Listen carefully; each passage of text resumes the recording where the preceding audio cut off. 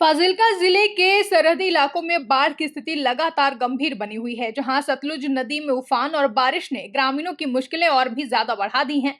Hussainiwala headworks से करीब 2,62,000 cusec पानी छोड़ा गया है, जिसके चलते निचले इलाकों में जलस्तर तेजी से बढ़ा है। वहीं भारतीय सेना और एनडीआरएफ की टीमें राहत और बचाव कार्य में दिन रात जुटी हुई हैं। अब तक 1500 से ज्यादा लोगों को सुरक्षित निकालकर राहत शिविरों तक पहुंचाया गया है। वहीं एनडीआरएफ इंस्पेक्टर शिव कुमार ने बताया कि उनकी टीमें पिछले 15 से 20 दिनों से लगातार मोर्चा संभाले हुए हैं और सुबह से लेकर देर शाम तक रेस्क्यू ऑपरेशन चला रही है। जरूरत पड़ने पर रात में भी अभियान जारी रहता है। एनडीआरएफ की टीमें हर दिन गांवों में राशन, खाने पीने का सामान और पशुओं के लिए चारा पहुंचा रही है। जहां फाजिल्का के लोग इस वक्त बाढ़ की बड़ी चुनौती से जूझ रहे हैं और पूरा प्रशासन, सेना और एनडीआरएफ मिलकर इस संकट से उभरने में जहां फाजिल्का के लोग इस वक्त बाढ़ की बड़ी चुनौती से जूझ रहे हैं और पूरा प्रशासन, सेना और एनडीआरएफ मिलकर इस संकट से उबारने की कोशिश कर रहे हैं।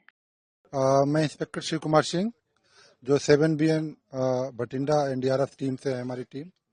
और हमारे यहाँ 2 टीमें लगी हुई हैं और 2 टीमें लगे हुए हैं लुधियाना के 13 बटालियन की। हम यहाँ पिछले 15-20 दिन से लगे हुए हैं और ये फ्लड इफेक्टेड एरिया जो है करीब 15-20 गांव जो इफेक्टेड हो रखे हैं। हम सुबह 6 बजे से डेली रूटीन का जो वर्क है वो शुरू कर देते हैं और शाम 7-8 बजे तक चलता रहता है। कोई इमरजेंसी पड़ती है तो हम रात में भी ऑपरेशन करते हैं। तो हमारा जो है डेली का करीब 20-25 चक्कर, 30 चक्कर लग जाते हैं। हाँ, एक बोट का। तो कितनी बोटें हैं? बोटें हमारी हर टीम के पास 4-4 बोटें हैं, बट हमने 2-2 अप्लाई कर रखी हैं कि कोई दूसरा सिचुएशन हो तो हम वहाँ भी जा सकें, या कोई पंचर हो गई तो हमें उसे रिप्लेस कर सके, इसलिए 2-2 बोट हमने डिप्लाई कर रखी है। रेस्क्यू के लिए अगर ऐसे रेस्क्यू क्या इक्वेशन का देखा जाए तो हमने कम से कम 1500-1600 या 2000 के आसपास वैक्यूएट कर लिए हैं।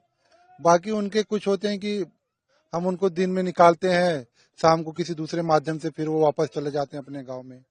फिर वो सुबह फिर वही बाहर आते हैं, अपना दिन भर का रोज वो रूटीन वर्क करेंगे। फिर जो लोकल बोटे हैं उनसे फिर अंदर चले जाते हैं गांव के। बाकी राशन हो गया, फूड आइटम्स हो गए और पशुओं के लिए जो चारा हो रहा है वो हम डेली बेसिस पे भेज रहे हैं।